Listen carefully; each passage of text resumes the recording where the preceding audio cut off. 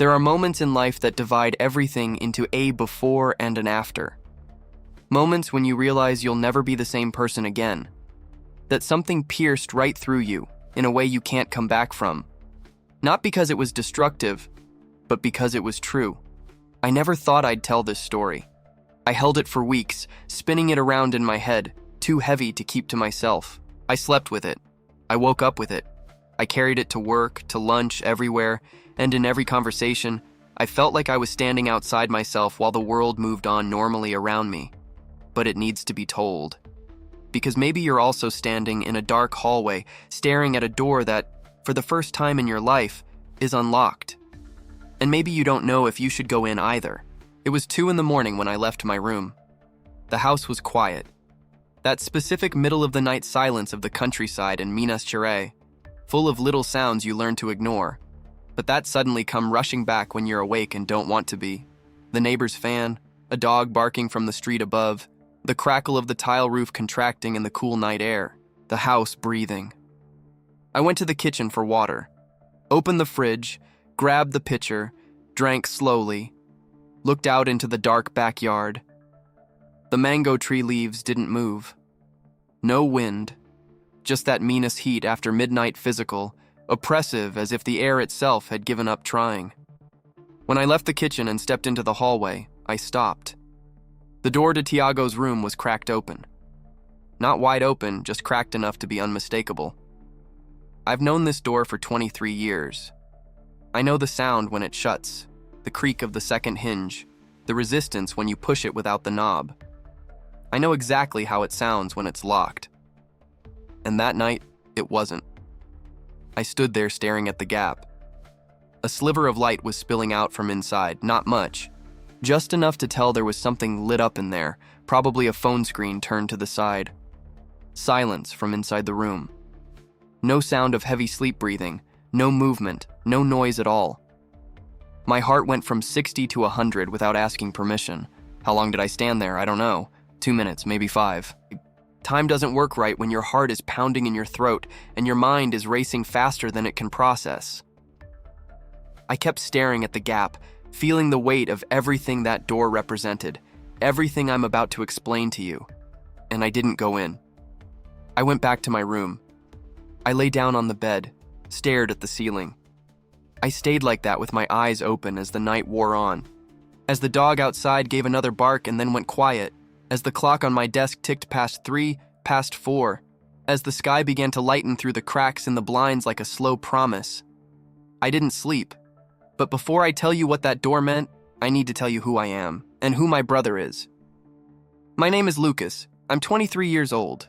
I'm studying systems analysis and development at a public university here in town, and I work part-time at a graphic design studio, 3 days a week, Thursday through Saturday, creating visual identities for small businesses and materials for the city hall. It's a job I like more than I admit to most people. There's something satisfying about taking a messy idea someone brings in and turning it into shape and color and typography, into something that can be seen. The city is mid-sized, right in the heart of Minas.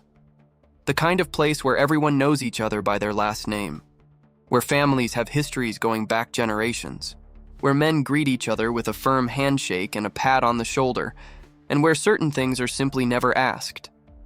Not out of malice, necessarily, but out of some kind of unspoken collective agreement that preserves the superficial peace of Sunday lunches and patron saint festivals. We've lived in the same house forever. Me, my brother Tiago, and my mom, Dona Marlene. My dad's name is Ronaldo. He left when I was 14, walked out on a Thursday morning like he was just going to buy bread, left his key on the kitchen counter, and never called again. No big fight, no dramatic scene. He just left. My mom stared at that key for a long time before putting it away, and she never spoke his name with anger or longing, just with the silence of someone who'd learned not to waste energy on what can't be fixed. Dona Marlene is 55 and has been sewing at home since before I was born. Party clothes, wedding dresses, pant hems, school uniforms. The sewing machine was the soundtrack to my childhood, that constant hum filling quiet moments, present without needing words. She communicates in small gestures, the extra plate of food when you're sad without being asked, the blanket folded at the foot of the bed when nights get cold, the coffee made before you even realize you need it. She's deeply traditional, deeply loving, and far more aware than she lets on. I grew up in Tiago's shadow. Not in a bad way, necessarily. It was just the reality of our house. He's 28, 5 years older than me, and when my dad left, he took on a role nobody asked him to take, but everyone expected without needing to say it. The man of the house.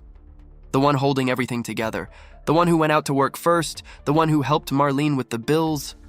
The one who spoke up when a situation demanded a firm voice. I was the quiet one.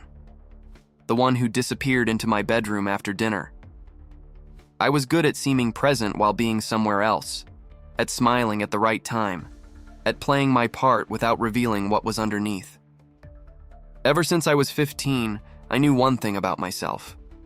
It didn't have a name at first.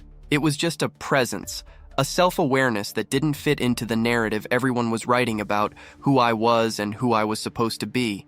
It was there, like the color of my eyes or the shape of my hands, didn't ask permission, didn't announce itself, wasn't a choice or an event. It was structural, it was how I was wired. I was attracted to men, not to the soap opera characters my schoolmates talked about with admiration or mockery, to my classmates, to the PE teacher, to my friend's cousin who showed up at holiday parties and who I avoided looking at for too long for reasons I wouldn't even verbalize to myself. I learned not to stare too long, to turn my face away before anyone noticed, to laugh at jokes that were about me without knowing it, jokes that hurt in a specific way. I learned to numb, to act as if everything was normal, as if my performance was the only version that existed. I was good at it, really good. The only people who know are me and Raphael. Raphael is 23, the same age as me. He works at a bakery near my house. One of those that opens at 5 in the morning and smells of fresh-baked bread and filtered coffee.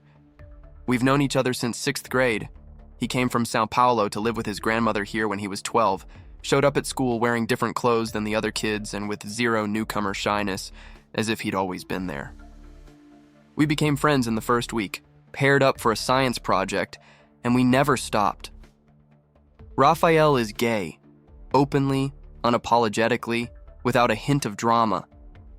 He talks about guys the way others talk about soccer games or sibling fights. At first, I couldn't understand it. Not the orientation, but the ease. Over time, I realized it was where he'd grown up, the people he knew, a different path than mine. His lightness wasn't superficiality. It was a choice he'd made earlier, on better ground. When I finally told him on a Saturday night at his apartment window open, warm soda between us, he stared at me for 3 seconds. Then, "Lucas, I've known since 6th grade." We burst out laughing, and then I cried, not from sadness, but from finally letting go of something I'd carried too long. Raphael pretended not to see it. That's what good friends do. But there's one thing Raphael never fully understood, because to him, fear never had a specific face. It was an abstract, diffuse thing, the judgment of the world in general, which is scary but also of a manageable size. For me, fear had a face, and it was my brother's. Let me tell you who Tiago really is. I'm not going to take the easy way out and make him a simple villain. Simple villains are easy. You know what to expect. You know how to defend yourself. Tiago was more complicated and harder. Tiago is 28. He's a construction supervisor, the type who shows up early and leaves last, knows every worker's name, demands hard work without yelling. He's good. He earned that position early because he has the kind of presence that makes people trust him without knowing why. When my dad left, Tiago was 19 at his first job, building something. Then his world flipped. He never talked about it. Just took over the empty spot like he'd always known it was coming. He became the man of the house, the one who couldn't show weakness because someone had to be strong. The armor he put on in that moment stayed. It became his skin. He's capable of genuine tenderness. When I had a high fever one rainy September, he knocked on my door every hour asking if I needed anything. When I couldn't sleep, he went to the kitchen at 11, made lemon balm tea, brought it with cookies, sat on the edge of my bed without saying much. When I went 2 days without sleeping on a semester project, he showed up at 11:30 with my laptop charger, took one look at my face, said, sleep later, and stayed until 1 in the morning helping me build a schedule spreadsheet. He understood planning. That was the Tiago no one sees. But there was another Tiago. The one at the dinner table. He had a particular habit. He didn't yell or get aggressive, it was worse. Dismissive. Casual. Like what he was saying was so obvious it didn't need volume. When something came on TV, a man with softer mannerisms, 2 characters with clear tension. He'd make a comment, brief, that exhale through the nose, a laugh mixed with disgust. My God, how absurd! I can't understand how someone lives like that. And Marlene would stay silent, and I would stay silent. And life went on. There's one specific episode that stuck with me with a clarity that time hasn't erased. In my sophomore year, a classmate named Henrique came over to return a project. We weren't close friends, just classmates, but he was a good guy, smart, funny, articulate. Different way of expressing himself, more gestures, more animated, slight theatricality that was genuine, not performance. Tiago opened the door, welcomed him with perfect manners, asked if he wanted water. Henrique said no. We exchanged the assignment. He left. When the door closed, Tiago called me into the hallway. A friend of yours? He said it in a tone that wasn't a question. It was an assessment. Schoolmate? Group project? Oh. A pause. Right. And he walked away. That right stayed with me for weeks. I understood everything it contained without words being spoken. The judgment, the warning, the territorial marking that didn't need volume to be absolutely clear. And I understood, above all, what he would think of me if he knew. Because what he saw in Henrique was a trait, and that same trait was in me, guarded more carefully, but it was there. I knew that. And now I knew he had a verdict for that trait. So I learned to not look too closely, to numb myself more efficiently. To be the right brother, Tiago needed no problems, no questions, fitting into what the house demanded. What broke me was that I couldn't hate him, because he wasn't just that. He was the guy with the tea and the charger and the spreadsheet at 1 in the morning. He was the guy who loved me, I was sure of it, and expressed it the only way he knew how. His homophobia was how he loved when he didn't know any other way. And that was harder than hatred from a stranger, because the sentence didn't come from outside. It came from inside the house. I carried it as my own for 8 years without questioning where it came from. Felipe arrived on a Tuesday. I knew before I saw him. I heard a car pull up, not a neighbor's car. An out-of-town car, carrying Miles. Then Tiago's voice outside. The tone he uses for people who matter, not his formal amphitheater voice, but something lower, real. And a laugh. A laugh of his that I didn't hear very often. When I walked into the living room, Felipe was already sitting in the chair by the window, holding a glass of water that Marlene had poured for him. 27 years old. Electrician, São Paulo.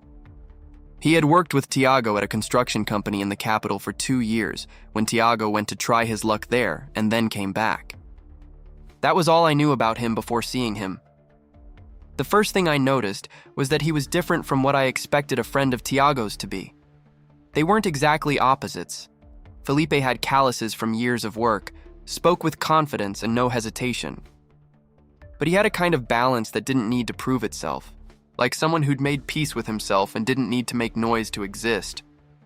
When he greeted me, stood up, reached out his hand, looked me in the eyes, there was no silent competition, no hierarchy scanning, just genuine attention. "Are you Lucas?" he asked. "Yeah." "Tiago talks about you." I didn't know what to say to that. I ended up giving a sort of crooked smile and went to get some water too. That night, Marlene made rice, feijão tropeiro, roast chicken, the meal for important occasions. The table was full in a way it rarely was anymore. 4 plates, conversation flowing.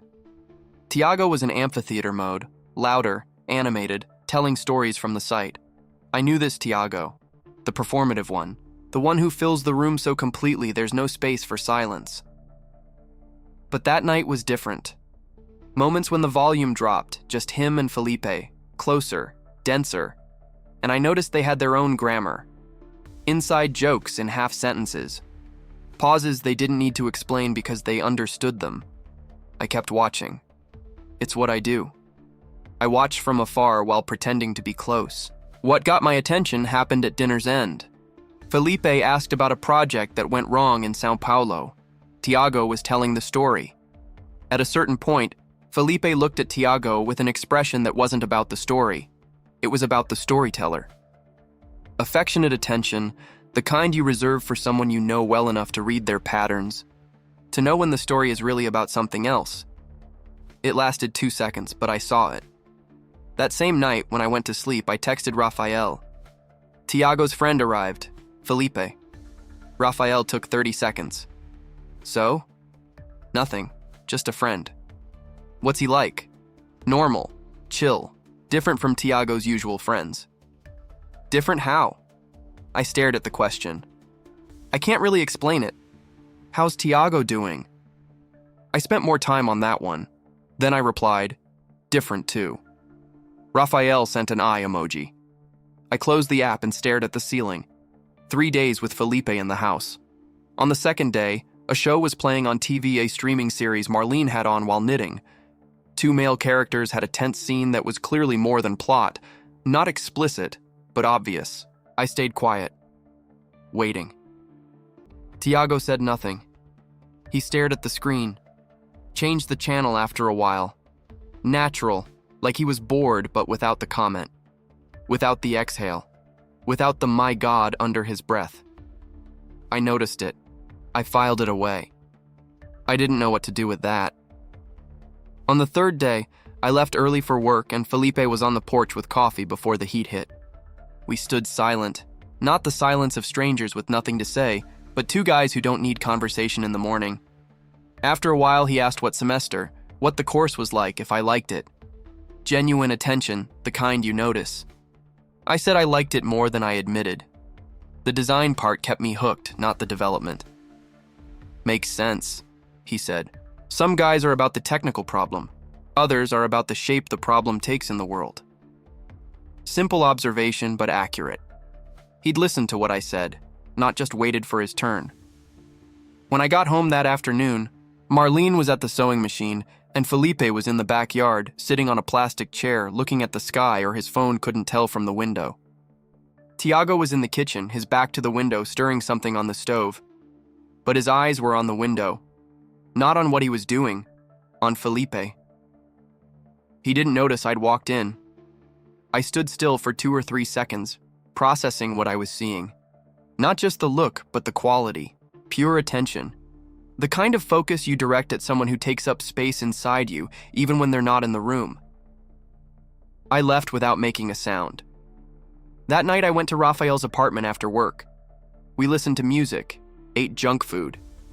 At some point I started telling him, not everything, just enough. The change in Tiago, the different quality to the friendship, the look in the kitchen. Rafael listened with that attention of his, head slightly tilted. Lucas, he said when I finished. No. I didn't even say anything. I know what you're going to say, and the answer is no. Why not? Because I might be reading into things that aren't there. Because I want there to be an explanation for this side I see in him, and that might be distorting what I see. Rafael went quiet for a moment. Then, why would you want that to be true? I didn't answer for a long time. It was too clear to say, if it were true, I wouldn't be alone in this house. The thing he taught me to be ashamed of would also be part of him. The verdict would never be as absolute as I believed. I got home around 11. The living room was empty. Marlene had gone to sleep. As I walked down the hallway, light showed under Tiago's door. I heard muffled voices, 2 of them, low, no words through the wood, just the tone, 2 men talking in the dark. I went to my room and listened for a long time after the voices stopped. The 5th night. I hadn't planned on waking up. It wasn't insomnia, just that middle of the night waking when your body yanks you from sleep for reasons you don't yet understand. I went to the kitchen for water, drank it slowly, looked out at the backyard, still mango leaves, dark country sky full of stars you don't see in the city. A suspended calmness, as if the world was holding its breath. When I walked back down the hallway, I stopped. Tiago's bedroom door was ajar, the same sliver of light, the same silence from inside. No sound of sleeping. I froze, my heart in my throat pounding in my temples. I stared at the crack and let my mind do what I didn't want. Imagine what was beyond it. Not the physical. What it meant. What would change if I crossed the threshold? I took a step. I stopped. I stepped back. I went back to my room, lay down, stared at the ceiling until sun came through the blinds. The next morning, I went downstairs later than usual. Marlene was making cheese bread, the smell filling the kitchen in a way that would normally make me hungry. But that morning, I barely registered it. I asked about Felipe. "Left early," she said without looking up. "Before you woke up. Said he had an appointment in the city. São Paulo." Felipe had talked about staying until the weekend. It was Thursday. I looked at Tiago. He was sitting in his usual chair, coffee in hand, staring into nothing in particular. When I walked in, he looked up for a second. Just a second. Then back to his coffee. There was something on his face that I'd never seen before, and it took me a few days to be able to name it. He looked like someone who had been holding on to something very tightly for a very long time, and then, in an unexpected moment, had loosened his grip. Not because the pain had gone away, but from the exhaustion of trying to hide it. We drank our coffee in silence. I left for work. On the sidewalk, I stopped for a second, looking at the street, feeling the heat that was already starting before 8. And I had the physical sensation, not metaphorical but physical, of being at a turning point. Something was shifting. I just didn't know in which direction yet. With Felipe gone, the house went back to normal. But Tiago didn't. He did everything left early, came back smelling like the site, ate what Marlene made, watched TV. The structure intact, but like an empty shell. A shell that had lost what used to fill it. He was less performative. No dinner jokes, no side comments. I noticed this absence the way you notice silence after a daily noise stops. You don't realize how much space it took until it's gone. His silence was different now. Not the normal Tiago silence, full and active. The silence of a man who didn't need to speak because the room was already his. This was different. The silence of someone processing something that didn't fit. Something bigger than the space set aside for it. One night after dinner, I was washing a glass in the kitchen and Tiago was in the living room. Some commercial came on TV, nothing significant, just a random commercial, and I waited, out of years of conditioned reflex, for the comment that never came. I stood there with the wet glass in my hand, the silence of the room washing over me, and for the first time, I realized that silence could also be a beginning. One afternoon, I saw Tiago standing in front of his bedroom door, hand on the knob, not going in or out, just standing, like he was having an internal debate that required total stillness. When he heard me, he moved quick, pretending to just walk past. Our eyes met. Neither of us said anything. I went back to Rafael's apartment on Friday. "I think he's trying to process something," I said. "What about you? What are you processing?" "I'm observing." "Just observing?" "Yes." Rafael looked at me with that expression that doesn't need words. Then, "At some point, you're gonna have to stop just observing. It's not about me, it's about Tiago. It's never just about Tiago when you talk about Tiago." He picked up his glass, took a sip, and put it back down. "Are you waiting for him to make a move so you can make yours?" I didn't answer. It was too good a question to have an easy answer. When I got home, I walked past Tiago's bedroom. I stopped, raised my hand and rested my fingers on the door. Not to knock, just to feel the wood. Its coldness, its resistance. I lowered my hand. The door was locked. Of course it was. I went back to my room and stayed up late working on a studio project. Headphones in, and the music loud enough so I wouldn't hear the house. The following Sunday, Marlene made roast pork loin. She makes it on specific occasions. Family lunches that need to look normal even if the situation's complicated. Fresh beans, Farofa with bacon and eggs, salad made with care because she knows presentation matters as much as flavor. And for dessert, coconut pudding with plum syrup, served on a small plate with the right spoon. We stayed at the table longer than usual. Marlene talked about the order she was finishing, the neighbor who'd been hospitalized, a cooking show. Tiago talked about the site. I talked about the studio project. The table had that atmosphere of a family trying, making an effort for normal, because normal is comforting, and sometimes that's all you can offer each other. It was going well. Dessert arrived. It was good. Then the TV in the living room on low while we ate showed something. A guest being interviewed.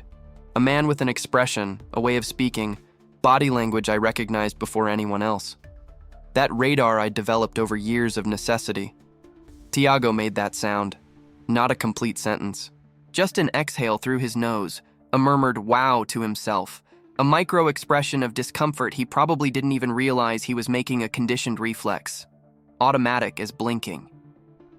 I looked at him, didn't look down, didn't keep eating, didn't pretend I hadn't heard it. "Is there a problem?" I asked directly. Heavy silence fell. Tiago looked back at me. For the first time in years, I saw something on his face that wasn't certainty. A hesitation. A crack in the armor not big, but visible if you knew where to look. "No," he replied. The word took a second too long. "All right then." Marlene looked at her plate. Didn't look up. The dessert sat with its plum syrup. Nobody ate for 30 seconds. Lunch ended soon after. Tiago washed his plate, put it away, went to his room without saying anything. The door didn't slam, it closed slowly, much worse. Marlene came over to where I was clearing things and rested her hand on my shoulder. Just a second, without a word. Then she went to wash dishes. Tiago and I didn't speak to each other for the next 2 days. On the second night after the lunch, I went to bed early but didn't sleep. I lay in bed with my eyes open, listening to the house. The fan. A distant car on the street. Marlene's sewing machine, stopping around 10. The silence after different texture than before. When midnight hit, I got up. Not a conscious decision, my body pulling me out of bed because lying there wasn't doing any good. I went to the kitchen, drank water, stood by the window. The backyard was dark. Branches motionless, that stagnant heat specific to small-town nights. I tried not to think, kept thinking anyway. Sunday lunch, Tiago, the door I hadn't walked through, Felipe, Tiago's look in the kitchen, everything unsaid for too long. When I left the kitchen and entered the hallway, it didn't take 2 steps to see it. The door to Tiago's room was ajar. I stopped. I took a breath. This time my heart didn't race. There was something in my chest that felt more like clarity than panic. A kind of recognition that this moment was asking something of me that the other times hadn't managed to. I took a step toward the door. Another one. Closer. Less than a meter. The gap. Diffuse light from inside. Silence. I didn't knock. The door opened from the inside. Tiago stood in the doorway. T-shirt, sweatpants, bedhead. His eyes fully awake. Not the surprised wakefulness of someone who heard a noise, but the wakefulness of someone who hadn't been sleeping. He'd been sitting in there, in the dark, waiting. We looked at each other in the hallway. 2 meters between us, but also 23 years. 1,000 comments at dinner. A closet I'd built around the fear of the man in front of me. He said, in a voice I had never heard from him, "Come in." An old office chair sat near the closet. I took the clothes off. 2 jackets and a t-shirt, stacked them on the floor, sat down. He went to the edge of the bed.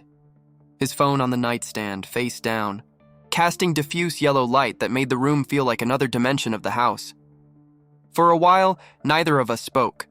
Not awkwardness. The silence of 2 guys who know what's coming will be heavy, letting courage arrive in its own time. Outside, a breeze swept through the mango branches, the first breeze all night. Then silence returned. Tiago started. Not at the beginning, in the middle. Where most real things begin. "When I was in São Paulo..." He stopped. He rubbed his face. Damn. He stayed quiet for a while. I didn't say anything. It wasn't the time to fill the space. He started again. Felipe and I worked together for 2 years. You spend 2 years with someone, 8-10 hours a day on a construction site. You end up knowing them on a level you didn't plan for. You see the person when they have a headache, when they're pissed off, when they're scared but can't show it. You memorize their rhythm. He stopped. And sometimes you discover a lot more than you expected. The bedroom fan made a light, almost imperceptible noise. Outside, just silence. There was something between us there, he continued. I didn't put a name to it while it was happening. Easier not to name it. But it was a thing. Different from other coworkers. And when he said he was coming here, staying a week, He shook his head. This kind of expectation I didn't know what to do with. I stayed quiet. When he walked into the living room on Tuesday, Lucas... Long pause. I felt a happiness I hadn't felt in a long time. Not like seeing old buddies for soccer. Something new. I know the difference now. The bedroom ceiling had an old crack near the window that I'd never paid attention to. I kept looking at it while Tiago talked. Which night did you stay awake in here? I asked. It was almost 2:30 in the morning. He looked at me. Almost all of them. And the door? Longer pause. I can't really explain it, he said slowly. Maybe because part of me wanted someone to know, without having to say it outright. His voice thickened. Because saying it is different. He stood up, walked to the window, back to me for a moment. When he turned around, his face was different. Not sad, but like someone finally exposing something they've hidden for years. I've spent my whole life being the right kind of man, he said. The one who doesn't bend, doesn't yield, doesn't... He stopped, gave a short, humorless laugh. You know what's ridiculous? I knew Lucas, not from Sao Paulo, not from Felipe, before, but I was really good at burying it, got really good at it. Then Felipe shows up, and in 2 years, there he goes dismantling something I spent my whole life building. What happened when he left that morning? I asked. Tiago stayed silent for what seemed like a long time. We talked, he finally said, voice lower. I told him I couldn't do it. Too much at once. I didn't even know what it was. I needed time to understand what was happening to me. And he swallowed hard. Said he understood. No rush. When I knew what I wanted, he'd be there. When I knew what I wanted. As if the answer existed somewhere, waiting for him to reach it. Tiago walked back to the bed edge, sat down, elbows on his knees, looking at the floor. When he lifted his head to look at me, his eyes were wet. Not crying close. I'd never seen my brother like this. In 23 years, I'd never seen Tiago like this. I don't know what I am, he said. 5 words carrying everything unsaid before. Like they'd been dammed up for a long time and the opening finally arrived. I don't know if there's a name that fits me. Don't know how this works for me. All I know is what I felt for Felipe wasn't anything I knew before. Pause. And the shame I feel. That's the same shame I taught myself to feel. For years. Out loud. Voice dropped. I keep wondering if all those things I said, if I was talking about myself the whole time. The question hung in the air of the bedroom. What came next wasn't an absence of sound. It was the calm of something that had been released and now needed space. I took a deep breath, and then I understood that this was the moment. That I hadn't come out of my room at 2 in the morning just to listen. I watched Tiago for a long moment. My brother, 28, calloused hands from the sight, red eyes under his phone's light sitting on the bed edge under the weight of what he'd just said for the first time. And I realized with painful clarity that keeping my truth hidden while he exposed his would be cowardly. I need to tell you something, I said. Tiago looked at me. I've needed to tell you this for years. Maybe since I was 15. Earlier, maybe. I paused. I couldn't because it was you, not the world. You specifically. What you'd think. What you'd say. If I'd lose something I couldn't get back. He didn't move. He stayed very still. I'm gay, Tiago. 3 words. I'd said them out loud once before, to Raphael, Saturday night. Even so, they came out heavy and light at once. Heavy because of what they carried, light because of what they released, like a muscle tensed a lifetime that finally relaxes. The silence that followed lasted. I let it last. Tiago looked at me for a time I couldn't measure. I waited, not exactly afraid, because something had shifted, but with that sharpened attention you get when you don't know what's coming, but you know it matters. He lowered his head, kept it down for a moment. When he looked up, his expression caught me off guard. Not shock, not anger. Pure recognition-like relief when you hear a word that hits your chest and fills a place you didn't know was missing. Since when? He asked. 15, maybe earlier, but at 15 it became clear. He nodded slowly, like someone tallying things up internally, rearranging memories under new light. I was a piece of shit to you. Low voice, direct, without hesitation, Tiago's blunt honesty, the kind that only shows when his armor comes down. The things I said, at dinner, the comments, all of it. He paused. Wasn't just being an asshole. Was being an asshole to you without knowing it was you, even if I didn't know what I was doing. He shook his head. It doesn't change what I did. It doesn't, I agreed. It doesn't. We stood in silence. Then Tiago did something I never expected. Wiped his face to hide watering eyes, let out a stifled laugh, not humor, but that nervous laugh when the alternative is breaking down and you're not ready. Raphael knows, I said. I knew it was Raphael. How did you know?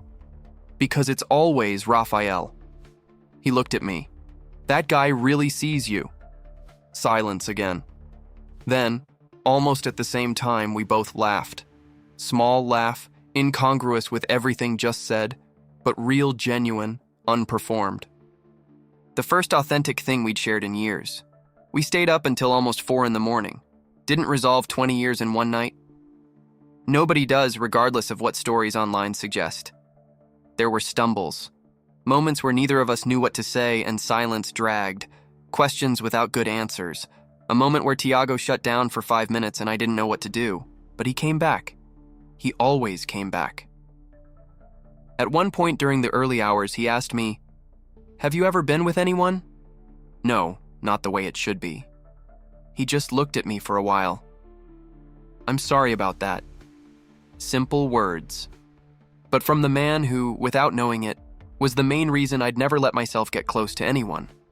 Coming from him like that, no drama, no speeches, straight to the point, the way Tiago is when he's not putting on a show, they meant more than anything else. It'll happen, I said. And saying it out loud, I realized I actually believed it. What lingered after that night wasn't a resolution, an opening, not a window, a door, a double door. When I finally went to my room, Tiago's door stayed open, not ajar, open. I lay down, closed my eyes, slept truly, deeply like. I hadn't slept in months. The next morning brought typical awkwardness after a night like that. Sun streamed in early, kitchen smelled like coffee. Outside world seemed exactly the same. But beneath the surface there was a difference only existing for those who knew where to feel it. Tiago came down after me. We ended up in the kitchen at the same time, both standing with coffee while Marlene tidied things up. Didn't talk about the night before.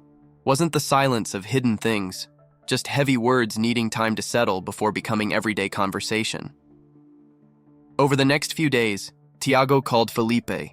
Wasn't in the living room when it happened, but when he came to tell me, came to my room, knocked, walked in, stood near the doorway like he wasn't sure he could step further.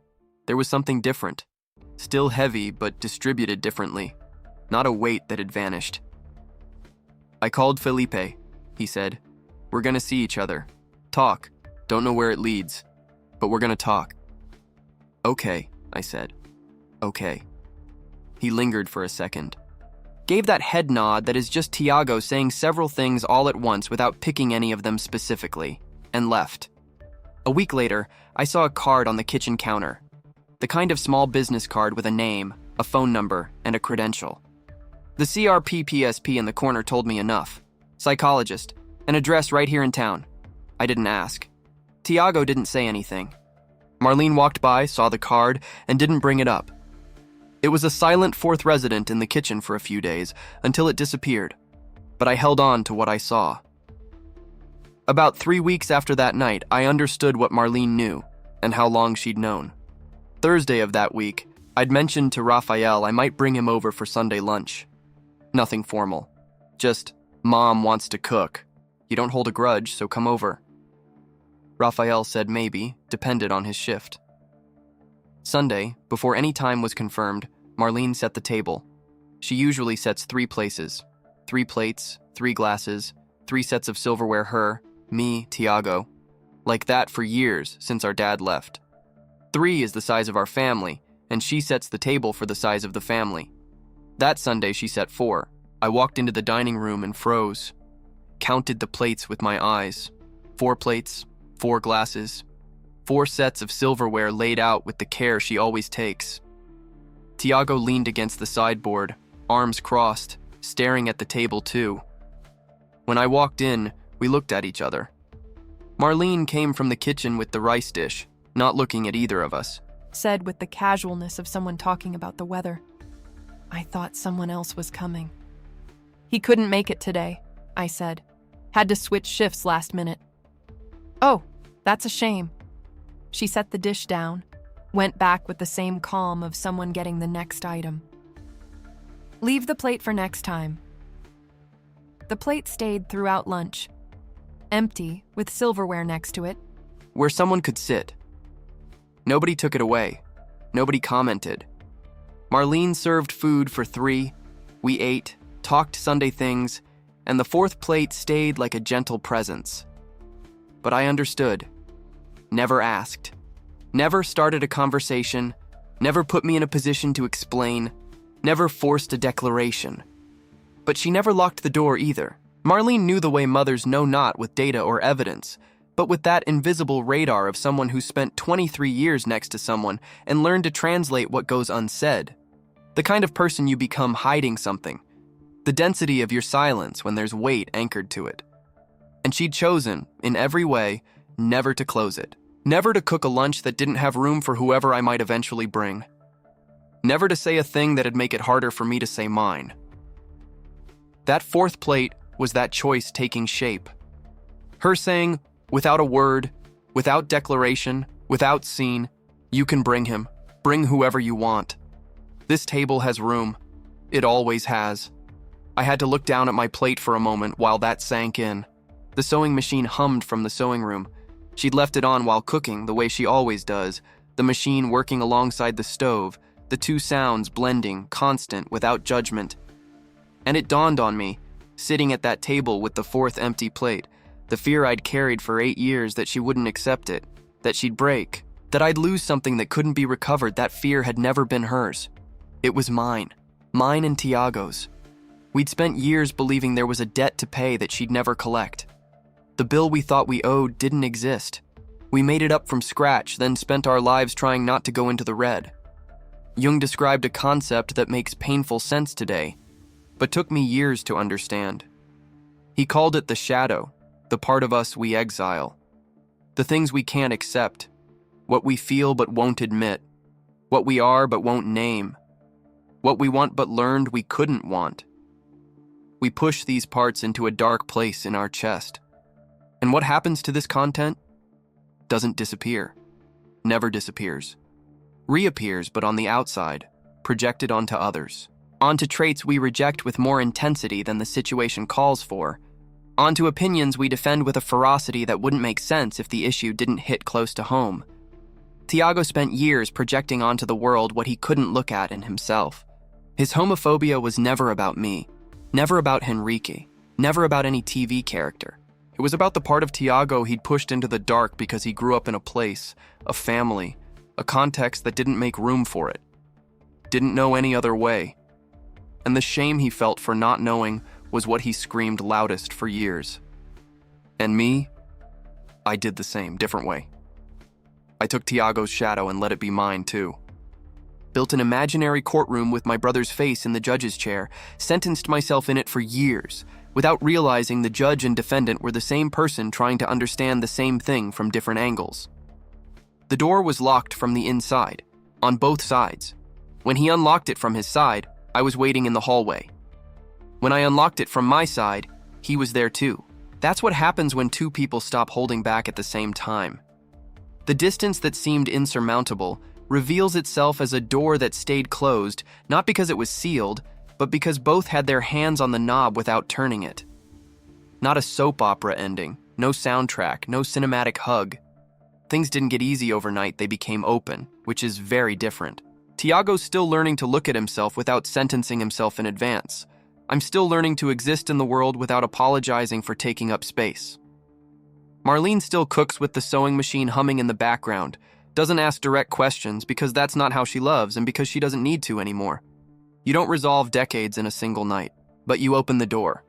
And sometimes, an open door is all that needs to happen first, so that everything else can start to happen later. I want to ask you something before you go. Is there a door you're guarding? A part of you that you're pushing into the dark because at some point, someone with or without a voice, with words or with silence, taught you that part shouldn't exist. I'm not saying it's easy to open. It's not. The door is heavy, the hallway is dark, and the person on the other side might be exactly who you fear meeting, or it could be yourself, looking at your reflection on a surface you never imagined was a mirror.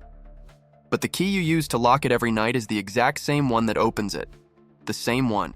If anything here resonated with you in a way that mattered, let me know in the comments. What is your door? You don't have to share everything. It can be just a single word, a detail, something that stuck with you. Sometimes one word is enough to leave the door ajar.